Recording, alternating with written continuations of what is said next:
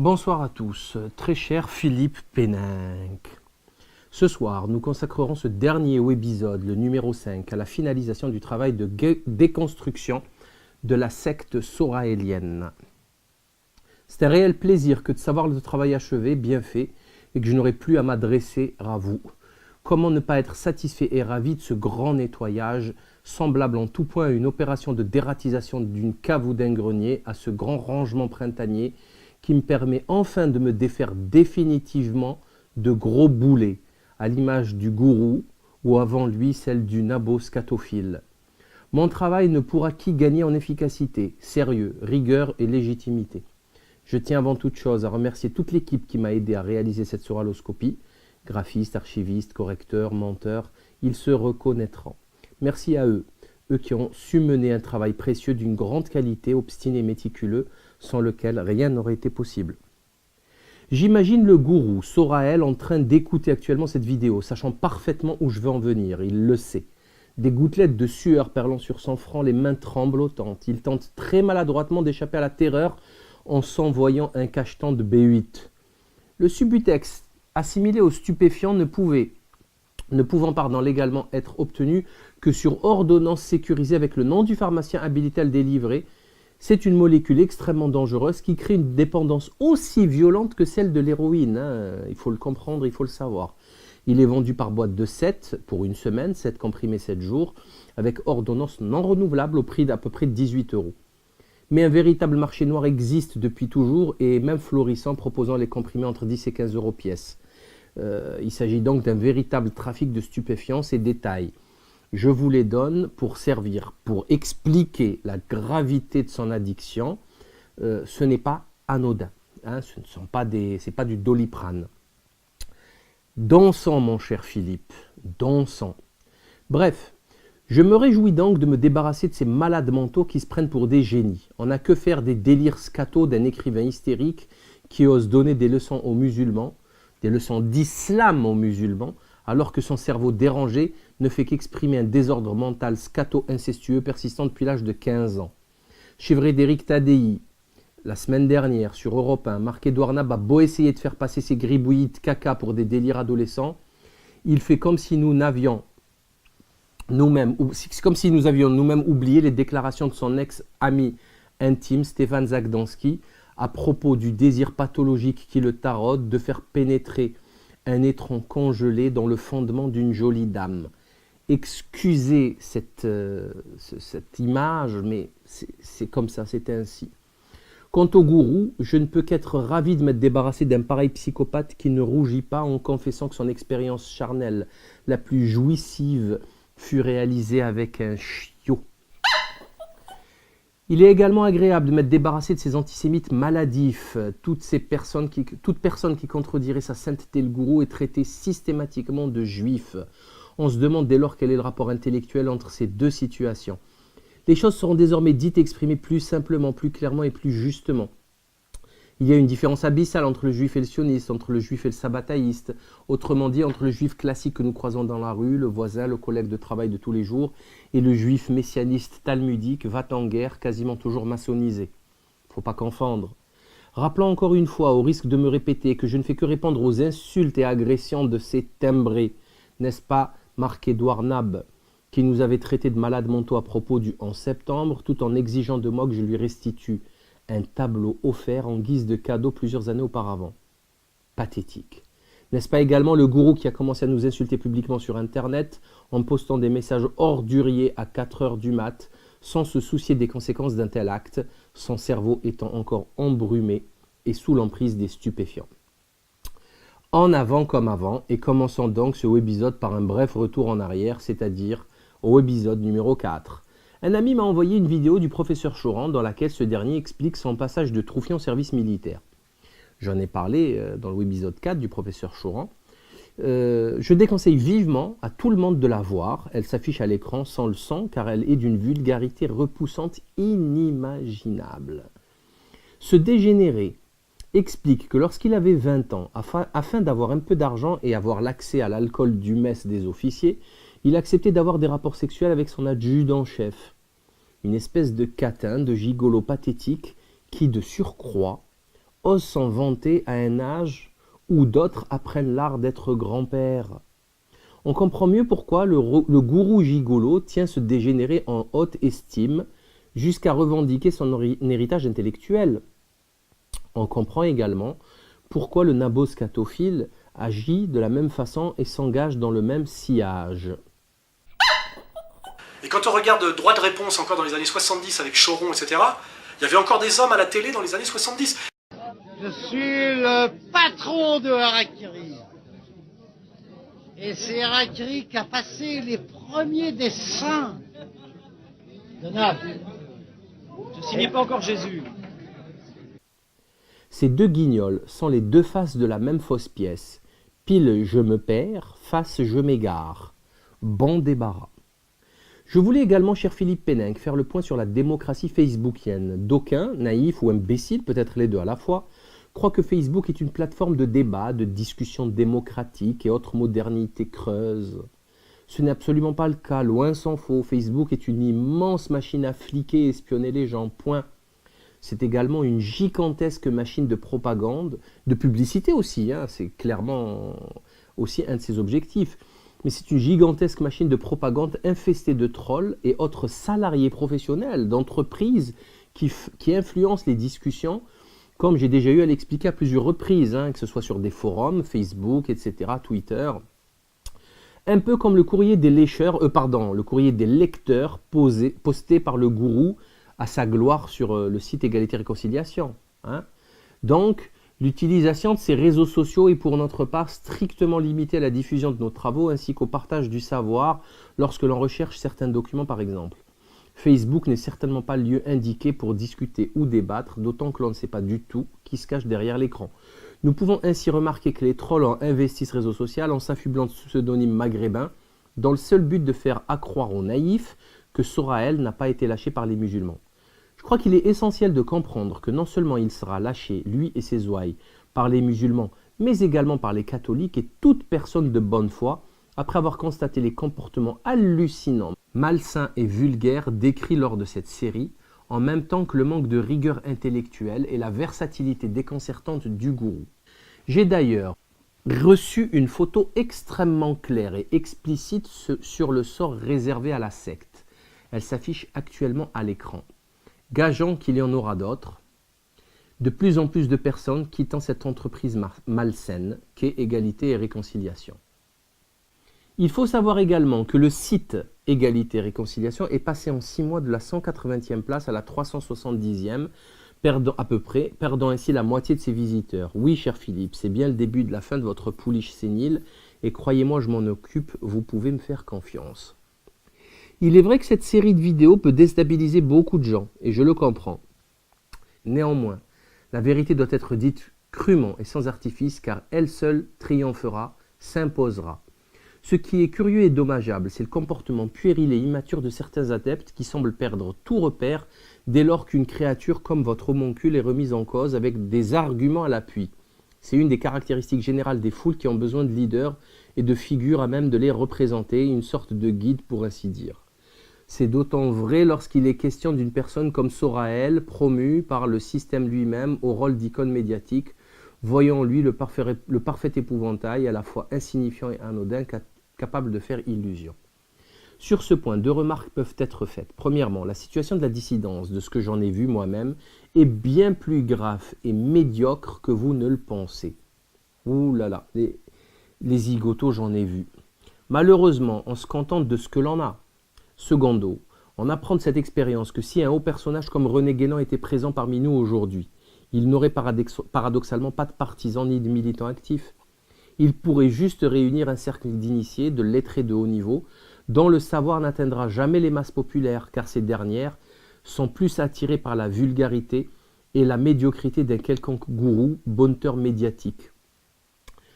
Quant à la remarque faite par certains à propos de Dieudonné, appelant de leur vœu que je réalise une diodoscopie, je dirais simplement qu'ils n'ont qu'à la faire eux-mêmes, car hormis les commentaires stériles et des vidéos médiocres, ils ne savent rien faire d'autre qui puisse les grandir en les tirant de leur marasme.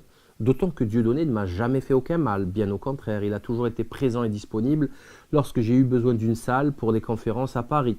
Toujours à l'écoute, respectueux, bref, Rien à lui reprocher à titre personnel. Très curieuse époque où les grandes gueules veulent régler leur compte par procuration, n'ayant ni le cran et encore moins les compétences pour le faire elles-mêmes. Il est donc vrai que la dissidence que vous semblez apprécier est à n'en point douter d'une très très mauvaise facture. Il reste néanmoins beaucoup d'espoir à nourrir dans la jeunesse, dans la génération à venir. J'ai eu à rencontrer effectivement tout au long de mes conférences et déplacements à travers le pays une nouvelle génération très instruite au fait des questions les plus importantes, qu'elles soient politiques, économiques, stratégiques, médiatiques et que sais-je encore. À 25 ans, ils connaissent les grands auteurs comme Guénon ou Evola.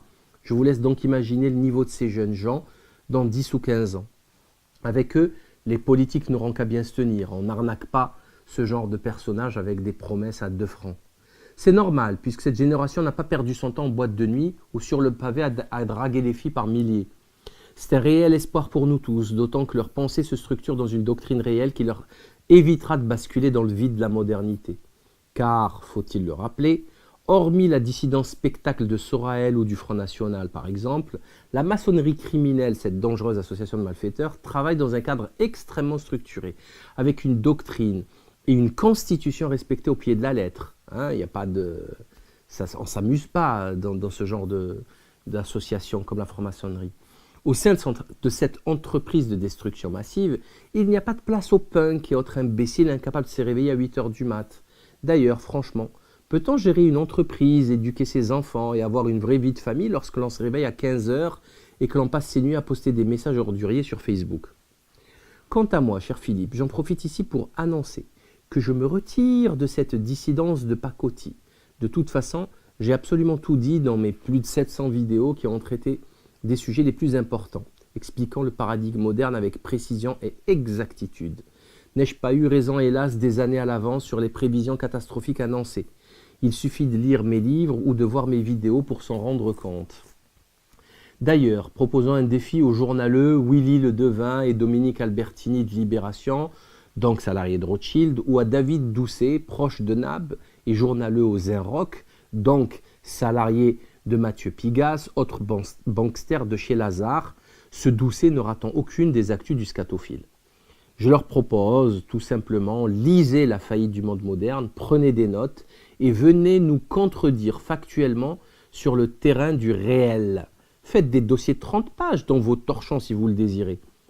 Malheureusement, peine perdue. Ces vendus prostitués au capital apatride mondialisé ne veulent ni ne savent faire ce genre de travail sérieux par lâcheté, pleutrerie ou tout simplement incompétence. Parallèlement, même si cela a pris du retard, un site internet d'information alternative est en train de se mettre en place à l'adresse que vous connaissez, le libpenseur.org, avec une équipe efficace qui permettra d'étudier et de transmettre une information originale ainsi qu'une analyse correcte de l'actualité. Ce ne seront pas des siphonnages d'autres sites, ne vous inquiétez pas. Nous, on n'est pas du genre égalité-réconciliation. Une page entière sera dédiée à mes centaines de vidéos classées, répertoriées en catégories afin de faciliter la recherche des internautes. Il est temps de se concentrer sur des choses plus sérieuses, notamment l'écriture de 2 nouveaux ouvrages qui nécessitent d'investir plus de temps et de travail, ainsi que de concentration, en se tenant éloigné des histoires de sextos et autres imbécilités chronophages et dissipant l'attention. Et il est déjà rassurant de savoir que sans les boulets subutexoïdes, ce travail ne pourra qu'avancer. Passons aux choses sérieuses. À présent, permettez-moi, cher Philippe Péninck, de vous prouver que le gourou de la secte Égalité-Réconciliation est vraiment cinglé en vous révélant le contenu de son courrier du 18 novembre en réponse à mon courriel du 6 novembre. Il est utile de rappeler que ma lettre du 6 novembre, rédigée après l'affaire dite du faux communiqué de la FAPEC, contenait tous les reproches et griefs développés dans les 4 derniers épisodes. Certes, ce n'était clairement pas un courrier amical, mais il avait l'avantage d'être adressé à titre privé. En outre, il faisait suite à sa réponse insultante et méprisante, ainsi qu'au refus de retirer mon nom de la liste des prétendus signataires de son fameux faux communiqué publié dans la précipitation sur son site officiel et non assumé. Ce qui frappe en premier lieu, c'est la vulgarité du personnage. On croirait avoir affaire à un nulcan, tant il est grossier. Un difool dégénéré au langage d'attardé mental, mais à un âge assez avancé puisque frôlant la soixantaine. Il faut le voir, le presbyte, plisser des yeux lors de sa célèbre selfie pour trouver le bouton adéquat sur l'écran de son smartphone. Quand on en est là à son âge, c'est que quelque chose a ripé sur son chemin. On a raté un virage. C'est vraiment impressionnant, on a du mal à y croire. Malheureusement, après vérification, on se rend compte à l'évidence et on constate que c'est bien lui l'auteur de cette prose ordurière. À la lecture de sa réponse, j'ai mis quelques minutes pour me dire qu'il était vraiment fou. Je vais donc vous laisser découvrir ce texte dans sa totalité. À cet effet, veuillez le faire défiler pour le lire et ensuite revenir sur mon commentaire. Avant toute chose, il est consternant, je dis bien consternant, de constater que la première moitié du courriel a trait à son anatomie intime. Telle une pédale hystérique, obnubilée par son corps, il parlera de jalousie. N'est-ce pas le premier argument que se balancent les bonnes femmes lorsqu'elles sont en conflit?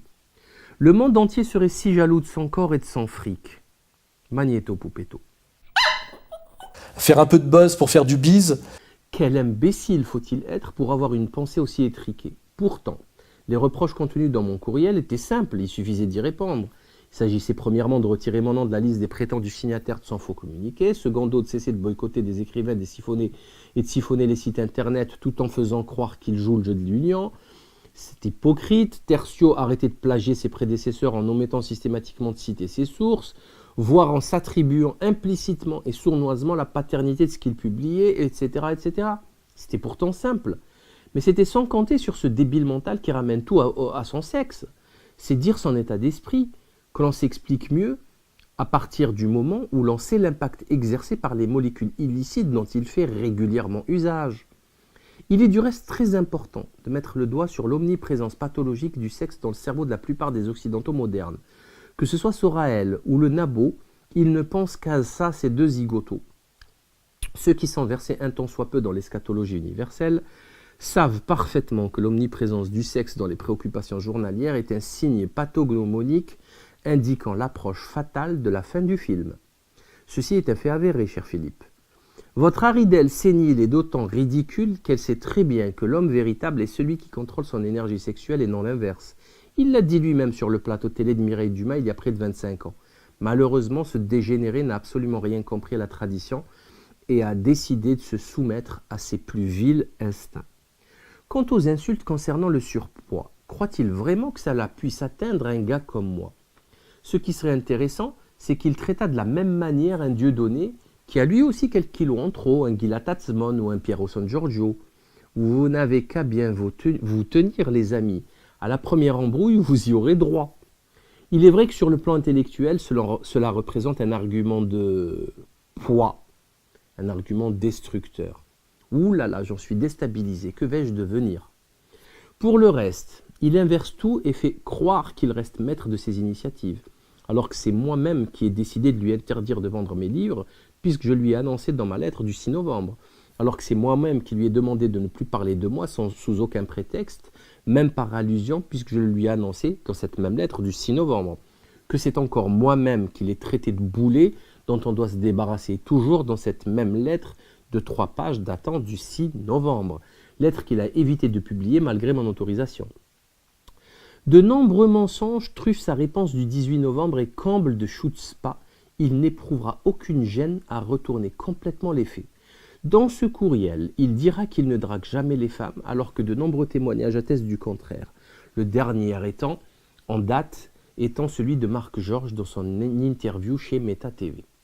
En réalité, le gourou fait tout le contraire, il est extrêmement lourd et insistant vers la gente féminine. Enfin bref, ceux qui le connaissent le savent. Il n'y en a absolument rien inventé, rien n'est secret. Lorsqu'il dit s'être embrouillé avec 3 personnes, et moi, qui serait la 4e, je me dis, cher Philippe, qu'il faut juste les compter. Belgoul, Nab, Moalek, Moukouna, Blanc-Rue, Tepa, Laurent Louis, Joel Corbeau, Joe Dalton, Mathias Cardet, Noémie, l'épouse de Dieudonné, et moi. Toujours commencer par les autres, puis finir par soi-même, pauvre imbécile. Bref, on en est déjà à plus de 10 sans avoir eu à trop chercher. Encore une erreur factuelle du gourou héroïnomane qui ne sait même pas compter. Mais dans ce cas précis, c'est pour ne pas effrayer ses adeptes par le vide sidéral créé autour de lui. C'est un peu comme lorsqu'il parle chez Mireille Dumas du business de son père notaire qui aurait périclité en faisant de mauvaises affaires alors qu'il est question d'une crapulerie l'ayant conduit à la case prison. Magnéto Poupetto. C'est-à-dire que mon père a commencé par être un notaire, puis après il a essayé de faire des affaires, ses affaires ont périclité, et après il y a eu une lente descente qui a été progressive et triste. En 1973, mon père était parti, nous vivions à 4 avec ma mère. Eh oui, ce ne sont pas des mauvaises affaires, c'est une quinzaine d'années, un peu moins de 15 ans de prison vu la gravité des faits. Le gourou manipule la vérité comme ça l'arrange, et ce n'est pas la première fois. Je fais remarquer aux auditeurs que le gourou sénile toxico n'a toujours pas repris sur le site ER la dernière vidéo de Dieudonné et Laurent Louis concernant la non-assurance, postée pourtant le 19 décembre dernier. Verrait-il encore et toujours en quenelle plus et la non-assurance un danger contre son bise? Pauvre malade. Qu'attendre de positif et de sain d'un menteur et plagiaire dont rien de son CV n'est vrai? Il n'a jamais été journaliste si ce n'est pigiste dans des torchons féminins avec le pseudo vulgaire de Robert Gros, la grande classe, la finesse incarnée. Il n'a jamais été sociologue, jamais fait d'études supérieures puisqu'il n'a jamais eu le bac ni validé aucun diplôme. Son passé au Parti communiste n'est qu'un montage comme son passage au Front National en tant que conseiller blabla démenti par Jean-Marie Le Pen. Il n'a jamais été artiste malgré son passage chez Claire en mode fantôme aux Beaux-Arts. Il n'a jamais monté Égalité et Réconciliation puisque c'est Péninck qui finançait derrière et Marc Georges qui faisait tout le boulot. Et dès que l'on remet son autorité et ses choix en cause, il vous accuse de travailler pour les flics ou d'être tout simplement juif. D'ailleurs, question force de l'ordre, on aimerait bien savoir où a-t-il passé son service militaire, lui, le grand patriote de pacotille, car cette information manque cruellement dans son CV pourtant détaillé. À moins d'avoir été refusé, car classé P4, ce qui tiendrait largement la route. Le passage concernant le fait qu'il gagne de l'argent et le redistribue à des gens qui lui sont dévoués, puisqu'il est si respectueux et aimant, est tout simplement consternant, et je dois dire que j'ai 2 questions à poser à ce niveau. N'est-ce pas vous, cher Philippe Péninck, qui avez financé ce clown sexagénaire, et que sans vous, il ne serait même pas là palabré? Mais il est vrai que ce courrier précède ma série. Le gourou était loin de se douter que j'allais vous citer. J'en profite d'ailleurs pour revenir sur l'affaire Cahuzac, que je n'ai pas détaillée par manque de temps la dernière fois. D'aucuns accusent le frère Latruelle Cahuzac, membre du Grand Orient de France, d'être la caisse noire du PS finançant les campagnes électorales. On parle donc de plusieurs millions d'euros et non de quelques dizaines ou de centaines de milliers d'euros. Ce qui rend votre situation encore plus délicate, cher Philippe Péninck.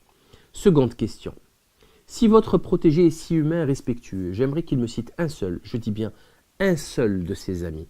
Attention, je ne parle pas de garde du corps, de salariés ou d'associés. Il est question ici d'amitié. Alors, je lui demande de m'en citer un seul. Vous savez, un ami de 20 ans, 30 ans, vu son âge avancé. Aïe, aïe, aïe, aïe, aïe.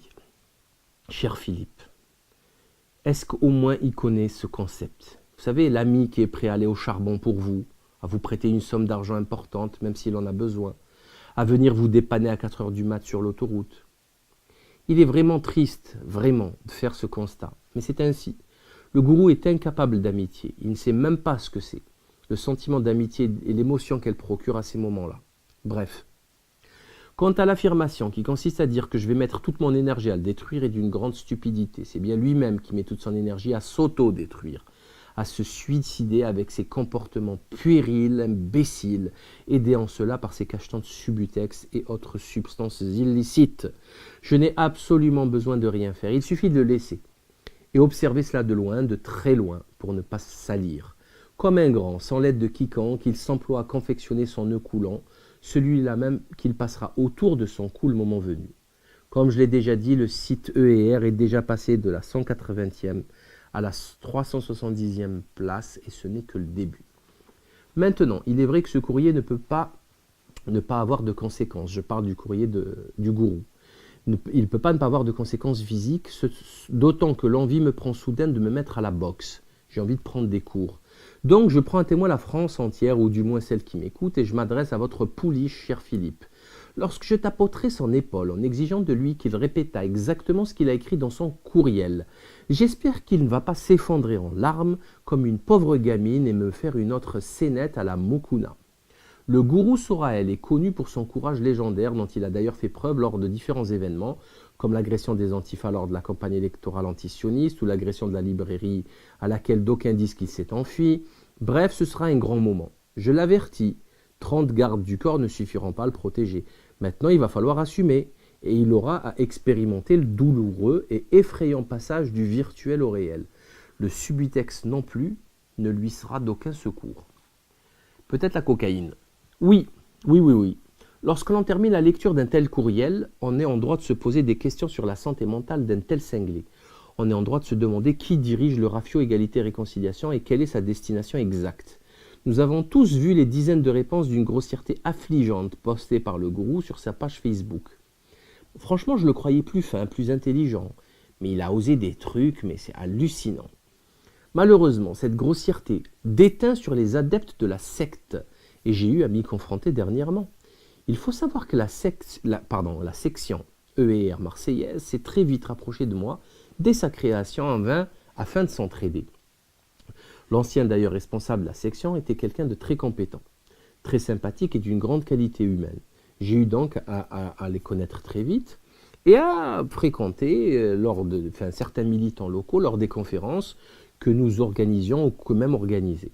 J'ai ainsi connu un personnage répondant au prénom de Pierre N., militant actif marseillais, âgé de 51 ans, habitant le 9e arrondissement de Marseille, de commerce agréable et poli, père de plusieurs enfants et d'une instruction certaine, vraiment très agréable. Bref, une personne que j'appréciais, pensant que c'était réciproque d'ailleurs, eu égard aux rapports amicaux que nous entretenions. Il y a une semaine, 10 jours, j'ai eu la surprise de recevoir de cette même personne un coup de fil d'une extrême violence, d'une extrême vulgarité, d'une grossièreté effarante, dégradante, qui n'a d'égal que celle de son gourou. Encore une fois, on aurait dit du Hulkan. Ici aussi, lors de l'écoute du message vocal, j'ai eu du mal à croire que c'était bien lui, tant l'image que j'en avais ne concordait pas du tout avec ses propos incroyablement orduriers. Je vais vous laisser écouter ce passage audio, en vous informant d'ailleurs qu'une double plainte a été postée au commissariat du 15e arrondissement de Marseille. Magnéto Poupetto. Écoute-moi bien, petit. Tu es en dilatation programmée. Écoute-moi bien, petit. Je vais t'éclater. Je vais t'élargir ton petit. Alors, si tu as de l'honneur, ce dont je doute, tu as prouvé le contraire. Si tu as de l'honneur, rappelle-moi et je vais t'éclater la tronche de merde. T'es un nom de race de merde. T'es un fils de... Si tu as un tout petit peu de courage et d'honneur, comme tu le fais dans tes vociférations de vidéos de merde, si t'as une paire de... Je vais te les faire bouffer, la putain de ta race de merde.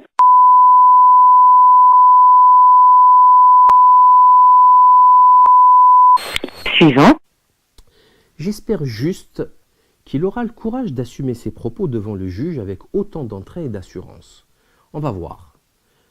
Franchement, je suis très curieux de voir ça. Autrement, c'est toujours cette même problématique rectale des partisans du gourou qui devient vraiment inquiétante. Pourquoi toujours cette même idée fixe qui tourne autour de l'anal dès qu'il est question de près ou de loin de votre poulie, cher Philippe? Ils n'ont qu'à ouvrir une grosse boîte de nuit type Le Palace avec des Chippendales soraéliens et se livrer à toutes sortes de perversions sexuelles en toute liberté et nous laisser une bonne fois pour toutes éloignés de toutes ces perversions sodomites.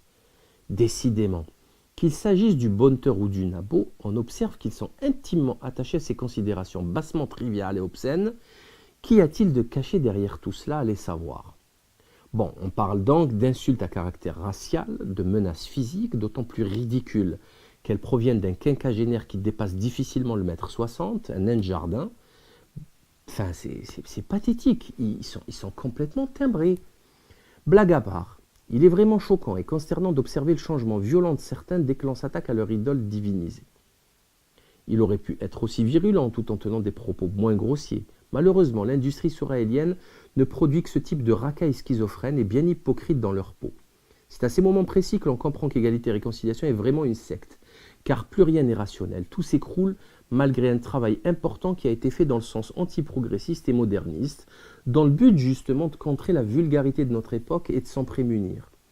C'est à ces moments-là que nous comprenons en effet le fameux concept de dissonance cognitive, car il faut bien faire cohabiter dans la même cervelle autant de contradictions lourdes. Je voudrais aussi parler ici de ponérologie politique, exposer le cas de personnes malfaisantes et dangereuses qui s'engagent en politique en ayant deux personnalités, l'une attachante et très chaleureuse pour les photos et les vidéos, et l'autre complètement psychopathe, la personnalité réelle. La première facette de sa personnalité n'étant là que pour servir la seconde. Pour exemple, nous avons chez nous bien des cinglés comme un Frédéric Mitterrand, ministre d'État et criminel pédophile, ou les très humanistes, le très humaniste Jimmy Savile, qui a donné des millions d'euros aux enfants malades en Angleterre et qui en a violé des milliers en contrepartie. Il faut le savoir, ça existe. Malheureusement, l'être humain normal est sain d'esprit et a 1000 lieues d'imaginer que de telles personnes puissent exister. Et c'est sur cette carence que ces psychopathes existent et prospèrent.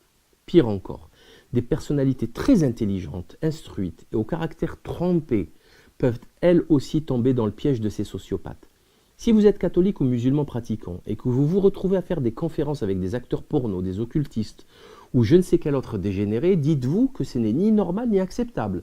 Vous êtes dans l'erreur, point final, ça ne se discute pas. Et je vous souhaite vraiment d'en sortir, de tout cœur. Ce qui est grave, c'est le fait de constater que malgré mes attaques incessantes contre les sionistes, Big Pharma, la maçonnerie criminelle, les politiques véreux, je n'ai jamais reçu de message aussi ordurier et avilissant. Oui, on a eu des procès, des censures de comptes, des censures bancaires, mais franchement, jamais des insultes aussi vulgaires.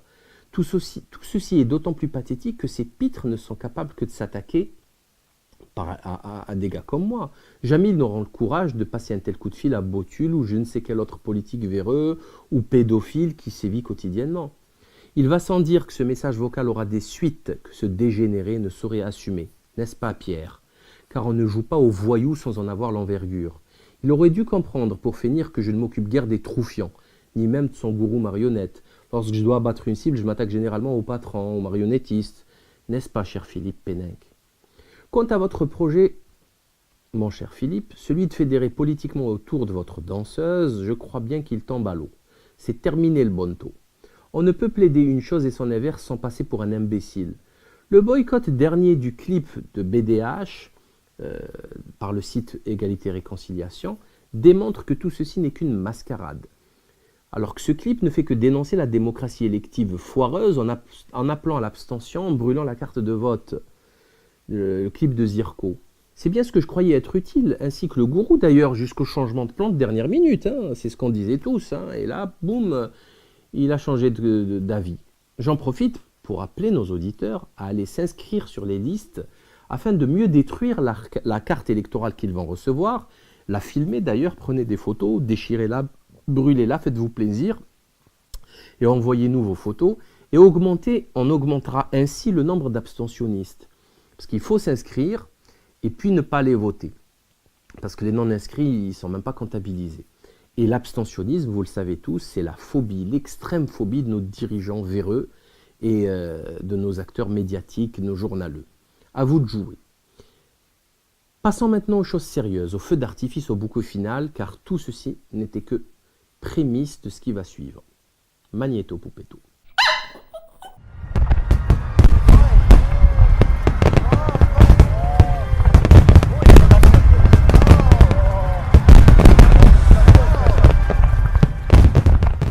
Je puis vous assurer que le gourou attend ce moment avec impatience. D'ailleurs, son rythme cardiaque s'accélère.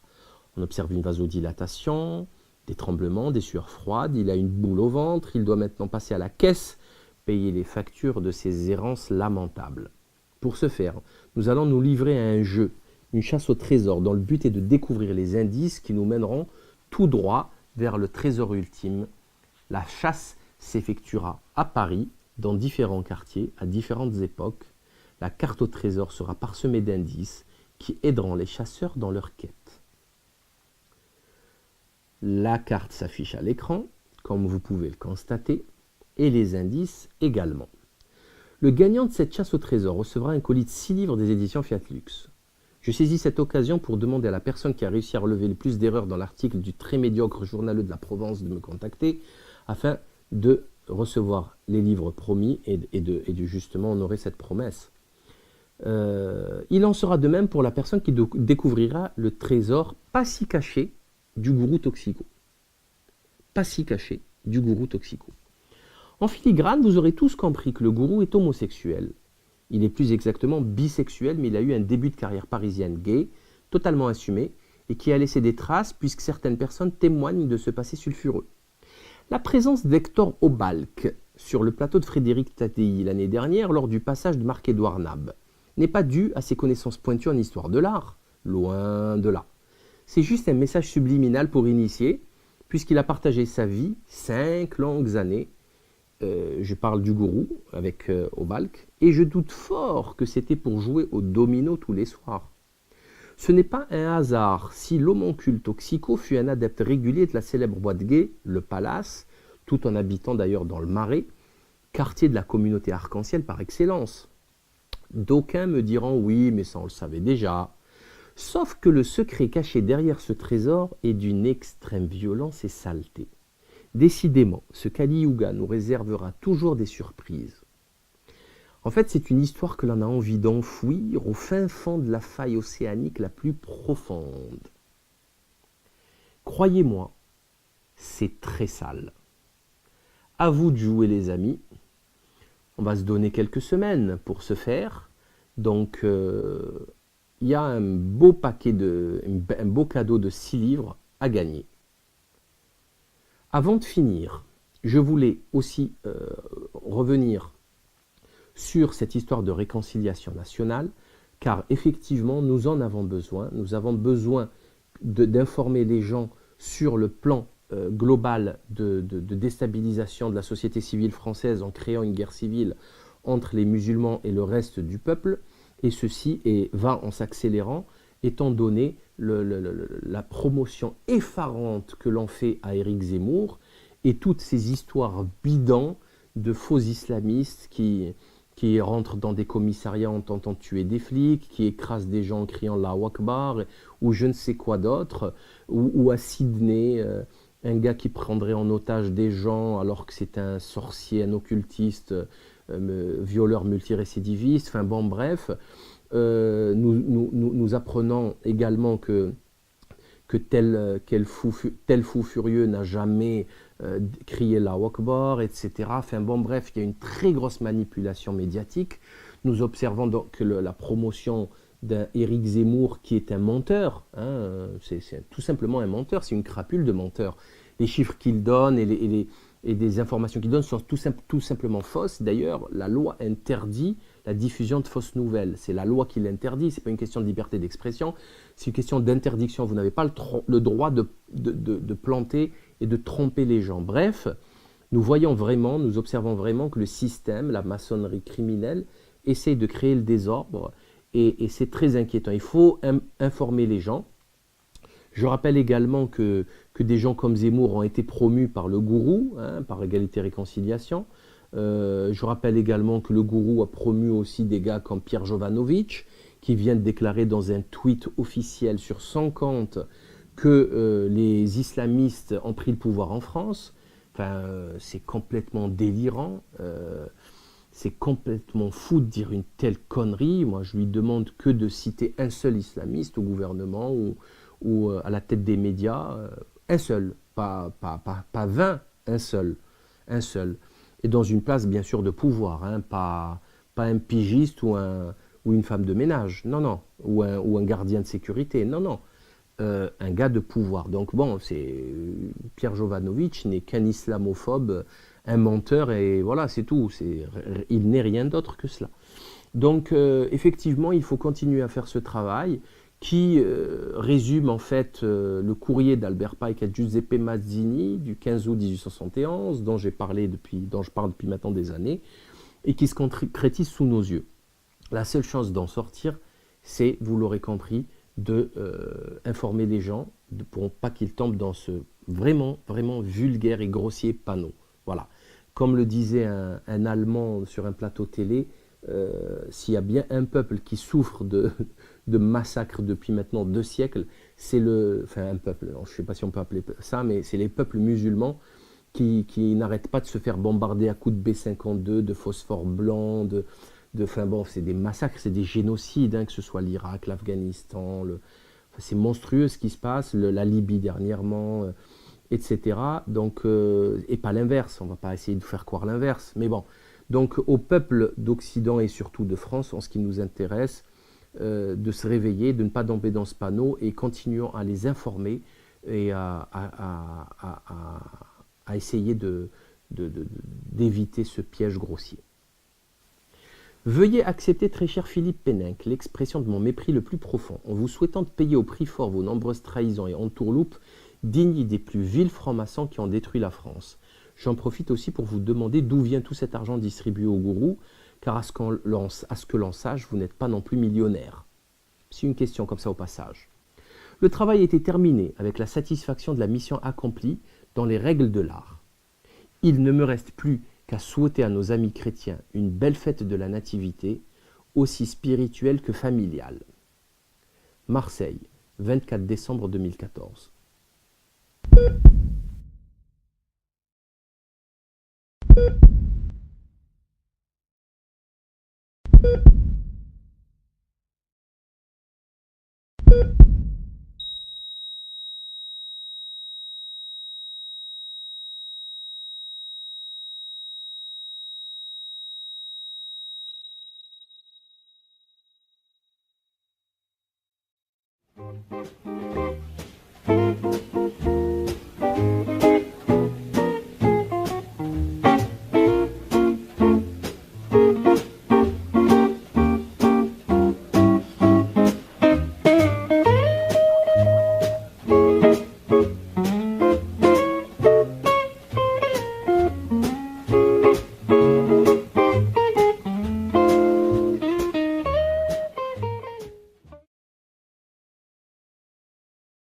Dont rien de son CV n'est vrai.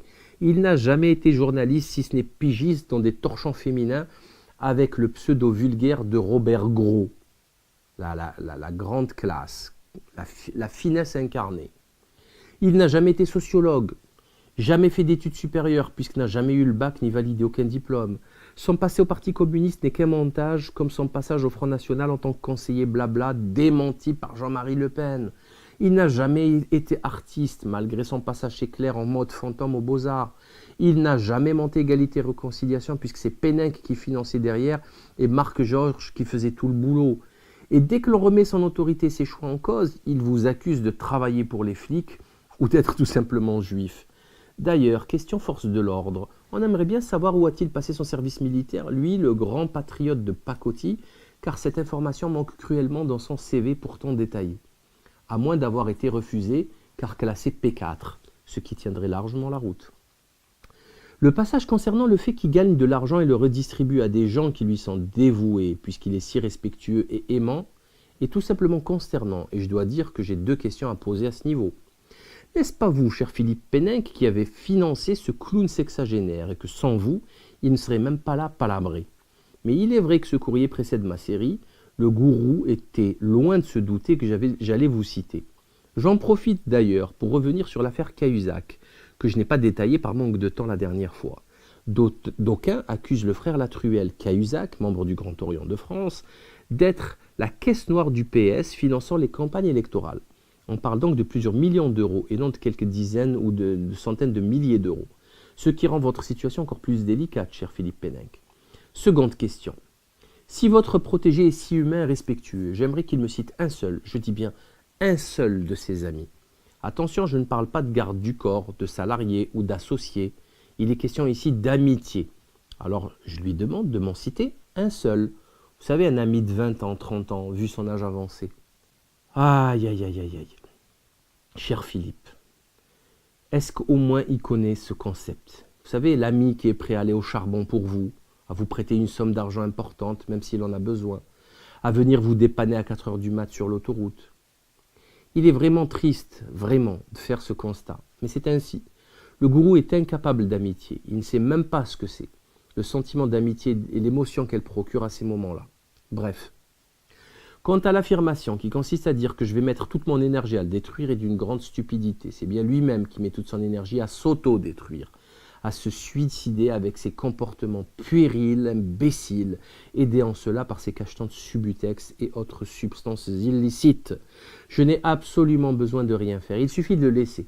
Histoire bidon de faux islamistes qui rentrent dans des commissariats en tentant de tuer des flics, qui écrasent des gens en criant Allahu Akbar, ou je ne sais quoi d'autre, ou à Sydney, un gars qui prendrait en otage des gens alors que c'est un sorcier, un occultiste, violeur multirécidiviste, enfin bon bref, nous apprenons également que tel fou furieux n'a jamais crié Allahu Akbar, etc. Enfin bon bref, il y a une très grosse manipulation médiatique. Nous observons donc que la promotion d'un Éric Zemmour qui est un menteur, hein, c'est tout simplement un menteur, c'est une crapule de menteur. Les chiffres qu'il donne et des informations qu'il donne sont tout simplement fausses. D'ailleurs, la loi interdit la diffusion de fausses nouvelles. C'est la loi qui l'interdit, ce n'est pas une question de liberté d'expression, c'est une question d'interdiction. Vous n'avez pas le droit de planter et de tromper les gens. Bref, nous observons vraiment que le système, la maçonnerie criminelle, essaye de créer le désordre et c'est très inquiétant. Il faut informer les gens. Je rappelle également que des gens comme Zemmour ont été promus par le gourou, hein, par Égalité et Réconciliation. Je rappelle également que le gourou a promu aussi des gars comme Pierre Jovanovic, qui vient de déclarer dans un tweet officiel sur son compte que les islamistes ont pris le pouvoir en France. Enfin, c'est complètement délirant. C'est complètement fou de dire une telle connerie. Moi, je lui demande que de citer un seul islamiste au gouvernement ou à la tête des médias. Un seul, pas 20, un seul. Et dans une place, bien sûr, de pouvoir, hein, pas un pigiste ou une femme de ménage, non, ou un gardien de sécurité, non, un gars de pouvoir. Donc bon, Pierre Jovanovic n'est qu'un islamophobe, un menteur, et voilà, c'est tout. Il n'est rien d'autre que cela. Donc effectivement, il faut continuer à faire ce travail qui résume en fait le courrier d'Albert Pike à Giuseppe Mazzini du 15 août 1871, dont je parle depuis maintenant des années, et qui se concrétise sous nos yeux. La seule chance d'en sortir, c'est, vous l'aurez compris, de informer les gens pour pas qu'ils tombent dans ce vraiment vulgaire et grossier panneau. Voilà. Comme le disait un Allemand sur un plateau télé, s'il y a bien un peuple qui souffre de massacres depuis maintenant 2 siècles, c'est un peuple, je ne sais pas si on peut appeler ça, mais c'est les peuples musulmans qui n'arrêtent pas de se faire bombarder à coups de B-52, de phosphore blanc, c'est des massacres, c'est des génocides, hein, que ce soit l'Irak, l'Afghanistan, c'est monstrueux ce qui se passe, la Libye dernièrement, etc. Donc, et pas l'inverse. Une personne que j'appréciais, pensant que c'était réciproque d'ailleurs, eu égard aux rapports amicaux que nous entretenions. Il y a une semaine, 10 jours, j'ai eu la surprise de recevoir de cette même personne un coup de fil d'une extrême violence, d'une extrême vulgarité, d'une grossièreté effarante, dégradante, qui n'a d'égal que celle de son gourou. Encore une fois, on aurait dit du Hulkan. Ici aussi, lors de l'écoute du message vocal, j'ai eu du mal à croire que c'était bien lui, tant l'image que j'en avais ne concordait pas du tout avec ses propos incroyablement orduriers. Je vais vous laisser écouter ce passage audio, en vous informant d'ailleurs qu'une double plainte a été postée au commissariat du 15e arrondissement de Marseille. Magnéto Poupetto. Écoute-moi bien, petit. Tu es en dilatation programmée. Écoute-moi bien, petit. Je vais t'éclater. Je vais t'élargir ton petit. Alors, si tu as de l'honneur, ce dont je doute, tu as prouvé le contraire. Si tu as de l'honneur, rappelle-moi et je vais t'éclater la tronche de merde. T'es un nom. putain de race de merde. T'es un fils de... Si tu as un tout petit peu de courage et d'honneur, comme tu le fais dans tes vociférations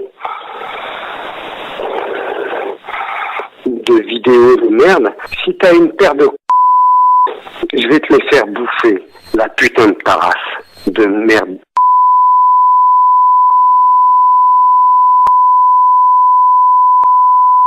Suivant. J'espère juste qu'il aura le courage d'assumer ses propos devant le juge avec autant d'entrain et d'assurance. On va voir. Franchement, je suis très curieux de voir ça. Autrement, c'est toujours cette même problématique rectale des partisans du gourou qui devient vraiment inquiétante. Pourquoi toujours cette même idée fixe qui tourne autour de l'anal dès qu'il est question de près ou de loin de votre poulie, cher Philippe? Il n'en qu'à ouvrir une grosse boîte de nuit type Le Palace avec des Chippendales soraéliens et se livrer à toutes sortes de perversions sexuelles en toute liberté et nous laisser une bonne fois pour toutes éloignés de toutes ces perversions sodomites. Décidément, qu'il s'agisse du bonteur ou du nabo, on observe qu'ils sont intimement attachés à ces considérations bassement triviales et obscènes. Qu'y a-t-il de caché derrière tout cela, allez savoir.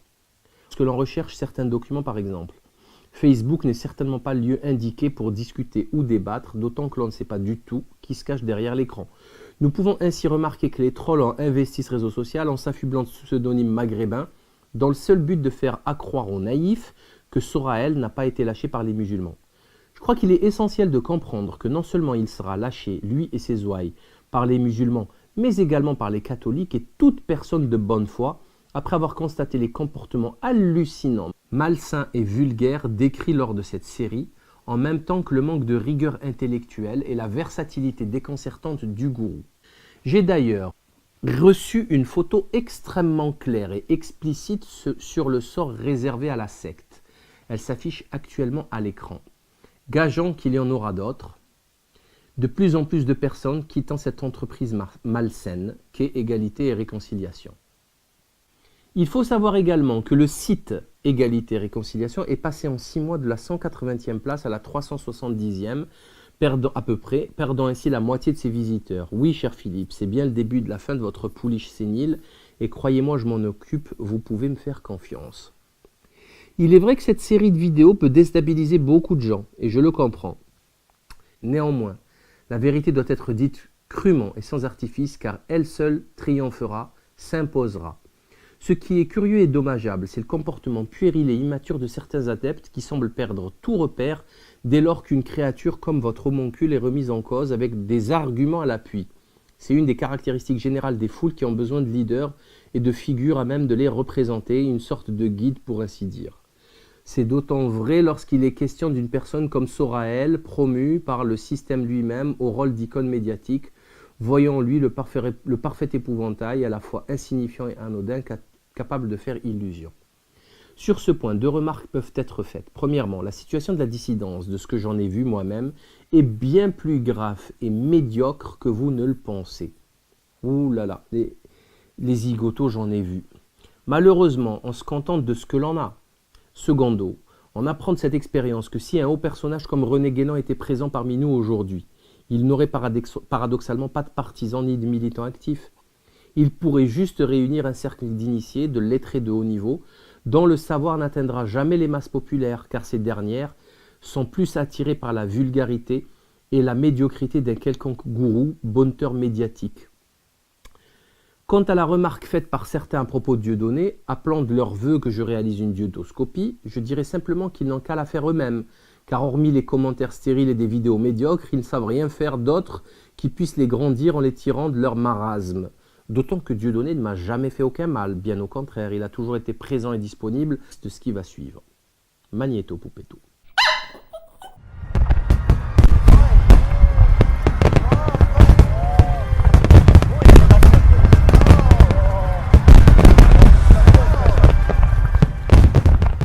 Je puis vous assurer que le gourou attend ce moment avec impatience. D'ailleurs, son rythme cardiaque s'accélère. On observe une vasodilatation, des tremblements, des sueurs froides, il a une boule au ventre, il doit maintenant passer à la caisse, payer les factures de ses errances lamentables. Pour ce faire, nous allons nous livrer à un jeu, une chasse au trésor, dont le but est de découvrir les indices qui nous mèneront tout droit vers le trésor ultime. La chasse s'effectuera à Paris, dans différents quartiers, à différentes époques. La carte au trésor sera parsemée d'indices qui aideront les chasseurs dans leur quête. La carte s'affiche à l'écran, comme vous pouvez le constater, et les indices également. Le gagnant de cette chasse au trésor recevra un colis de 6 livres des éditions Fiat Lux. Je saisis cette occasion pour demander à la personne qui a réussi à relever le plus d'erreurs dans l'article du très médiocre journaleux de la Provence de me contacter, afin de recevoir les livres promis et de justement honorer cette promesse. Il en sera de même pour la personne qui découvrira le trésor pas si caché du gourou Toxico. Pas si caché du gourou Toxico. En filigrane, vous aurez tous compris que le gourou est homosexuel. Il est plus exactement bisexuel, mais il a eu un début de carrière parisienne gay, totalement assumé, et qui a laissé des traces puisque certaines personnes témoignent de ce passé sulfureux. La présence d'Hector Obalk sur le plateau de Frédéric Tadei l'année dernière lors du passage de Marc-Édouard Nab n'est pas due à ses connaissances pointues en histoire de l'art, loin de là. C'est juste un message subliminal pour initier, puisqu'il a partagé sa vie 5 longues années. Je parle du gourou avec Obalk, et je doute fort que c'était pour jouer au domino tous les soirs. Ce n'est pas un hasard si l'homoncule Toxico fut un adepte régulier de la célèbre boîte gay, le Palace, tout en habitant d'ailleurs dans le Marais, quartier de la communauté arc-en-ciel par excellence.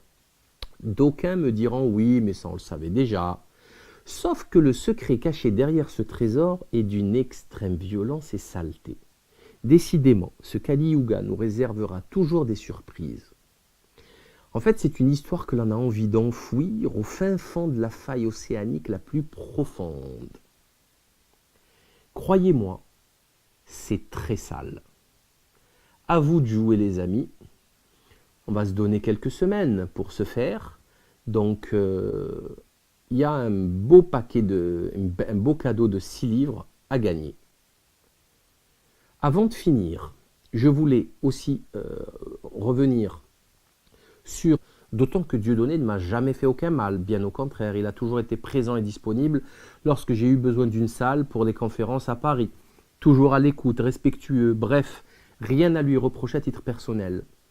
Très curieuse époque où les grandes gueules veulent régler leur compte par procuration, n'ayant ni le cran et encore moins les compétences pour le faire elles-mêmes.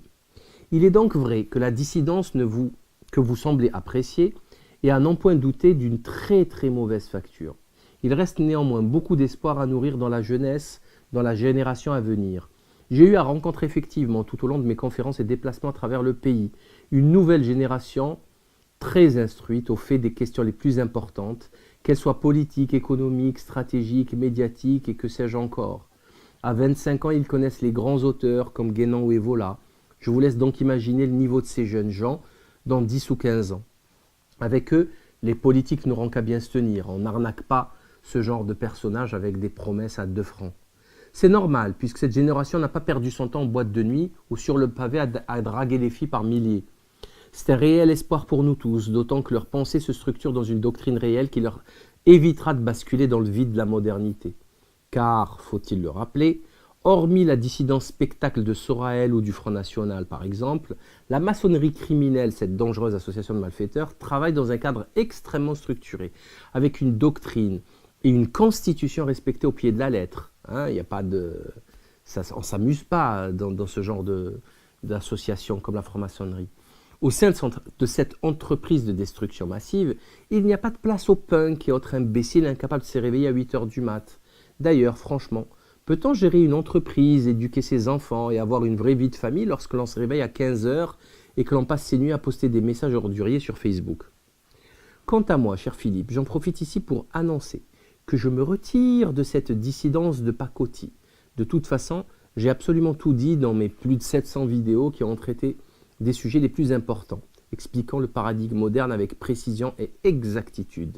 N'ai-je pas eu raison, hélas, des années à l'avance sur les prévisions catastrophiques annoncées? Il suffit de lire mes livres ou de voir mes vidéos pour s'en rendre compte. D'ailleurs, proposant un défi aux journaleux Willy Le Devin et Dominique Albertini de Libération, donc salarié de Rothschild, ou à David Doucet, proche de Nab, et journaleux au Zinrock, donc salarié de Mathieu Pigasse, autre bankster de chez Lazare, ce Doucet ne ratant aucune des actus du scatophile. Je leur propose tout simplement, lisez La faillite du monde moderne, prenez des notes et venez nous contredire factuellement sur le terrain du réel. Faites des dossiers de 30 pages dans vos torchons si vous le désirez. Malheureusement, peine perdue. Ces vendus prostitués au capital apatride mondialisé ne veulent ni ne savent. Ce qui frappe en premier lieu, c'est la vulgarité du personnage.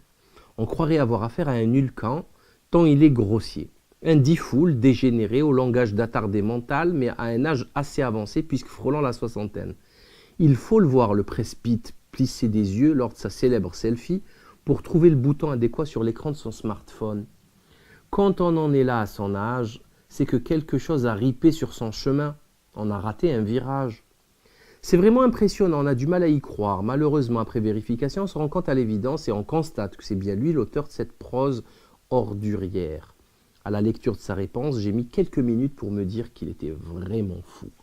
Je vais donc vous laisser découvrir ce texte dans sa totalité.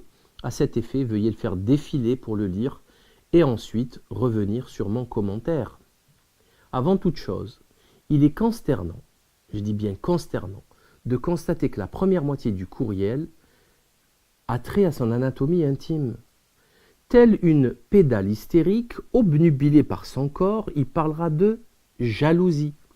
N'est-ce pas le premier argument que se balancent les bonnes femmes lorsqu'elles sont en conflit? Le monde entier serait si jaloux de son corps et de son fric.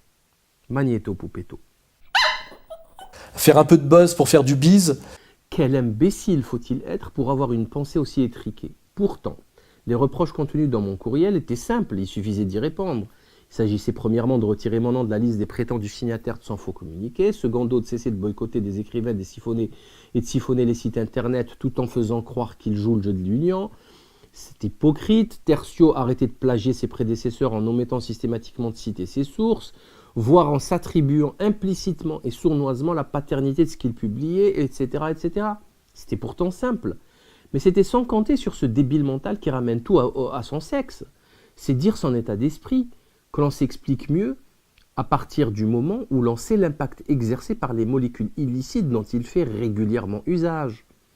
Il est du reste très important de mettre le doigt sur l'omniprésence pathologique du sexe dans le cerveau de la plupart des occidentaux modernes. Que ce soit Soraël ou le Nabo, ils ne pensent qu'à ça, ces deux zigotos. Ceux qui sont versés un tant soit peu dans l'eschatologie universelle savent parfaitement que l'omniprésence du sexe dans les préoccupations journalières est un signe pathognomonique indiquant l'approche fatale de la fin du film. Ceci est un fait avéré, cher Philippe. Votre Haridelle sénile est d'autant ridicule qu'elle sait très bien que l'homme véritable est celui qui contrôle son énergie sexuelle et non l'inverse. Il l'a dit lui-même sur le plateau télé de Mireille Dumas il y a près de 25 ans. Malheureusement, ce dégénéré n'a absolument rien compris à la tradition et a décidé de se soumettre à ses plus vils instincts. Quant aux insultes concernant le surpoids, croit-il vraiment que cela puisse atteindre un gars comme moi? Ce qui serait intéressant est de siphonner les sites internet tout en faisant croire qu'il joue le jeu de l'union. C'est hypocrite. Tertio, arrêter de plagier ses prédécesseurs en omettant systématiquement de citer ses sources, voire en s'attribuant implicitement et sournoisement la paternité de ce qu'il publiait, etc., etc. C'était pourtant simple. Mais c'était sans compter sur ce débile mental qui ramène tout à son sexe.